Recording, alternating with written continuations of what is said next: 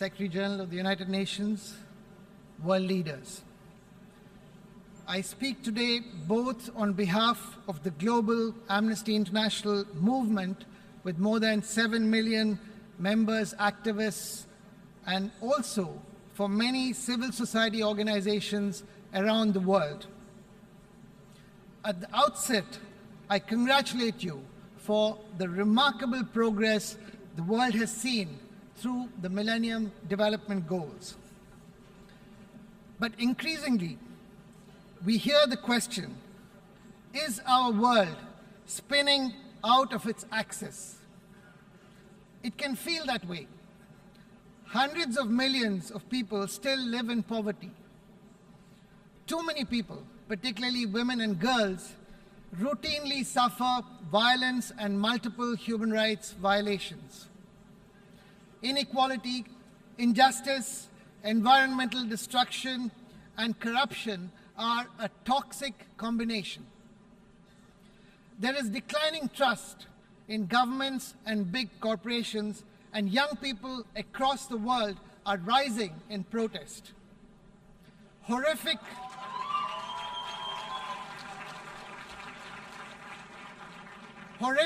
conflicts are destroying communities and countries and have fueled the largest global refugee crisis since the Second World War.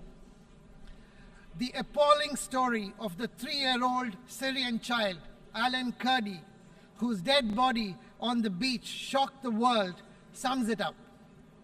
We cannot hide the reality of the world we live in. And then there is the world we want, the Sustainable Development Goals. Now, we can't blame people for being skeptical when they see yet another summit declaration.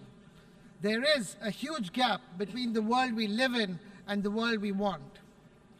But these goals represent people's aspirations and rights, and they must and can be realized. So I suggest 4 practical tests to realize the goals and prove the skeptics wrong. First, the ownership test. The key to success is for poor and marginalized people to be primary decision makers at every stage.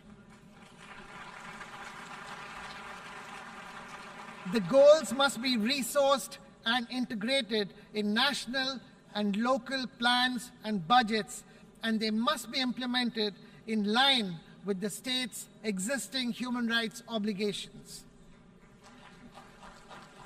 Second, the accountability test. People should know exactly what governments have promised and what they have delivered, the right to information.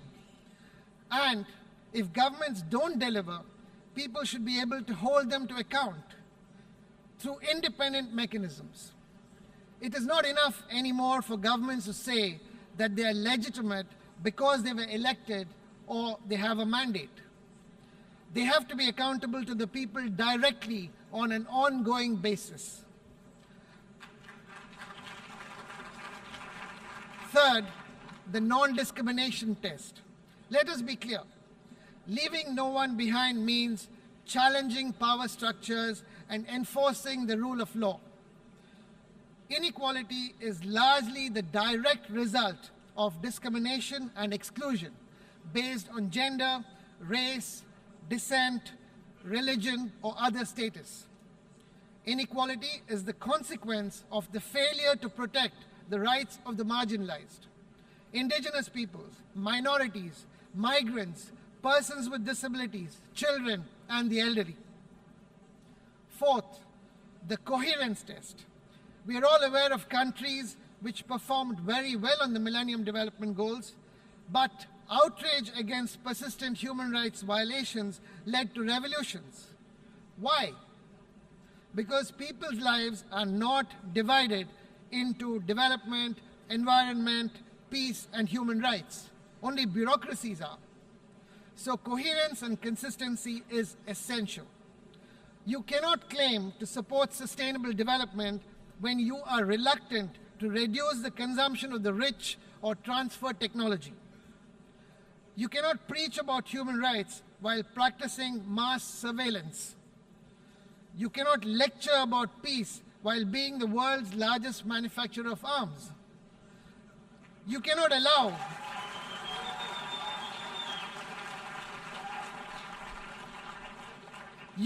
allow your corporations to use financial and tax loopholes while railing against corruption.